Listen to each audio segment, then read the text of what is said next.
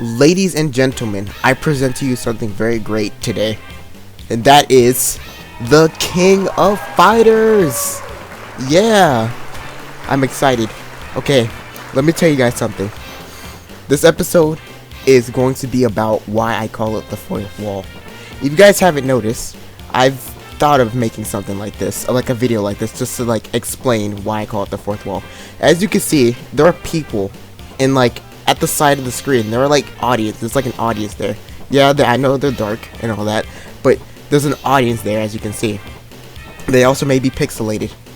Alright, so if you guys haven't noticed, there's a blue line there. That blue line represents a barrier. I call it the like just technically just a barrier spot. So, but I call it the fourth wall.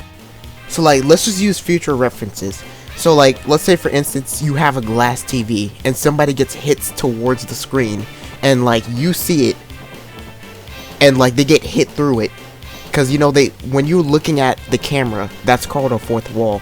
So like, let's say for instance somebody gets hits toward it, and what if like the glass to it is so weak to the point it actually breaks through and it becomes three-dimensional.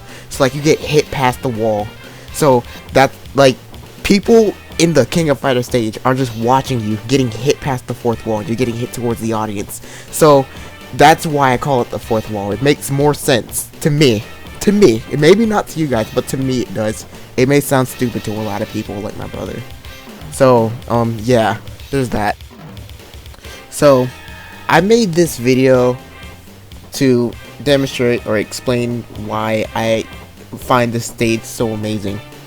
So there are going to be a few things to list later on in the videos, but one of the biggest ones that I want to mention right now is how I use myself, which is what I'm going to explain later on in the video.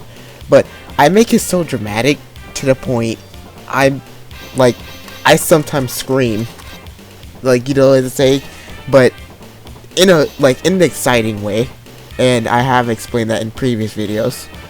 And I think today it will just be a demonstration to what I use to describe feelings. Okay, onto the rule set. So with this rule set, you have 3 stocks, 10 minutes, FS meters are off, spirits are off, CPU level is 3, you can make it 9, whatever. Items, you have a fake smash ball, and the random stage selection is the King of Fighters. The launch rate is of course 0.5, because you have to remember that you have to like break people through the fourth wall your hardest. So with that being said, I decided to make the launch rate 0.5 so that way it can be special for a lot of players that have an advantage. Because if you just put it at 1.0, nobody will have an advantage. I mean, yes, the game will be fun, but it will be fun in a way that's like kind of brutal for some players. So there's that. That's why Terry has an advantage in rule sets like this, because he's able to use his go meter. So I think like how I could describe it in my perspective of why this rule set is so special to me and me personally is that like it just lasts for a very long time, and I could say it's like fun in a way, because like just doing it without this rule set, and like this stage is just here and people just say it's useless, like it just actually just ruins the fun, and it just makes this stage useless by itself, because a lot of people say that this stage suck, and I'm just like, what are you talking about? It doesn't really suck at all. It's really great. But on to the next topic. So this topic is about me. So like, how do I work in this stage? There are 2 ways. So if I get owned badly, but not too bad, a critical happens. So like, boom, and then boom. And I've described that in my previous episode of like reaction to my YouTube videos. There's a display of it if you guys haven't seen it. Links will be in the description. And then you have the final effect of me. So this is where I get owned like really badly to the point I'm like knocked out of the park. So that there is that. There are also 2 screens that go with it. The dramatic and the super dramatic, but I'm not going to go into details with that. Anyways, next topic. Oh yes, the topic about Terry and Hero. So, about Terry has an advantage because if you get him to 100%, he has his go meter, and like you can do a lot of special things. And normally when I publish arenas like this, I do things like this where I let Terry have an advantage. But the problem is Hero. So whenever you play as Hero, you can just thwack people instantly, and it just works.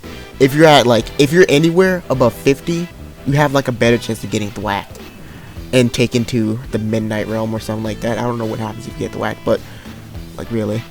But what I could say about this topic particular is Hero is off limits when it comes to rule sets like this, because you could just thwack people, and that doesn't make the game fun. So that's the rule set that I made for things about Hero. I say Hero is illegal on this stage. Hero's just too broken. He's just too broken. You could just thwack people and instantly kill them. But with Terry, you can do better combos and like actually have like an advantage. The earliest you could kill with Terry is probably like 150%, but the latest is 300%. That's the latest anybody can kill, 300. The minimum is 250. So, with that being said, please obey the rules, because I do make arenas like this, and it's called the fourth wall breaker. So, please obey the rules. I don't want to have to keep on kicking people. Okay, I hope you guys enjoyed this YouTube video. Please leave a like, subscribe, and support my channel by checking out my Discord server before I make a new one. Peace.